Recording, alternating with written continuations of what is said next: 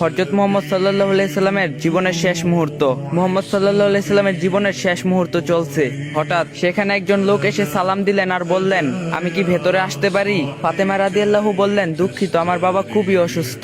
ফাতেমা রাদিয়াল্লাহু দরজা বন্ধ করে রাসূলের কাছে গেলেন। মুহাম্মদ সাল্লাল্লাহু আলাইহি সাল্লাম বললেন, কে সেই লোক? ফাতেমা রাদিয়াল্লাহু বললেন, এই প্রথম আমি তাকে দেখেছি, আমি তাকে চিনি না। নবীজি সাল্লাল্লাহু আলাইহি সাল্লাম বললেন, শোনো ফাতেমা, সে হচ্ছে আমাদের এই ছোট্ট জীবনের আবাসনকারী ফেরেশতা আজরাইল। এটা শুনে ফাতেমার অবস্থা বোবার মতো হয়ে গিয়েছে। রাসূল সাল্লাল্লাহু আলাইহি সাল্লাম বললেন, হে জিবরাইল, আমার উম্মতের কি হবে? আমার উম্মতের নাজাতের কি হবে? জিবরাইল আলাইহিস সালাম বললেন, হে রাসূল, আপনি চিন্তা করবেন না, আল্লাহ ওয়াদা করছেন আপনার উম্মতের নাজাতের জন্য। মৃত্যুর ফেরেশতারা ধীরে ধীরে রাসূলের কাছে এলেন। জান কবজ করার জন্য মালাকুল মাউত আজরাইল আরো কাছে এসে ধীরে ধীরে রাসূলের জান কবজ করতে থাকলেন। পাশে দাঁড়িয়ে থাকে জিবরাইল। রাসূল সাল্লাল্লাহু আলাইহি ওয়াসাল্লাম বললেন গোয়ানির সাথে, ও জিবরাইল, এটা কেমন বেদনাদায়ক জান কবজ করা। ফাতেমা রাদিয়াল্লাহু তার চোখ বন্ধ করে ফেললেন। আলী রাদিয়াল্লাহু তার দিকে উপর হয়ে বসলেন। জিবরাইল তার মুখটা উল্টো দিকে ফিরিয়ে নিলেন। রাসূলুল্লাহ সাল্লাল্লাহু আলাইহি সাল্লাম বললেন, হে জিবরাইল, তুমি মুখটা উল্টো দিকে ঘুরালে কেন? আমার প্রতি তুমি কি বিরক্ত? জিবরাইল আলাইহিস সালাম বললেন, হে রাসূল, সাকারাতুল মউতের অবস্থায় আমি আপনাকে কিভাবে দেখে সহ্য করতে পারি? ভয়াবহ ব্যথায় রাসূল সাল্লাল্লাহু আলাইহি সাল্লামের ছোট্ট একটা গোয়ানি দিলেন।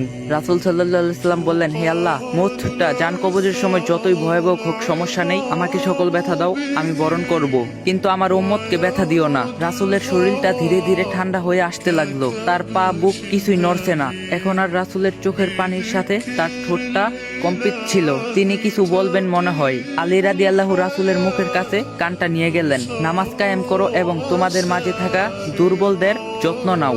রাসূল সাল্লাল্লাহু আলাইহি সাল্লামের ঘরের বাইরে চলছে কান্নার আওয়াজ। সাহাবীরা একজন আরেকজনকে জড়িয়ে ধরে উচ্চস্বরে কান্নারত।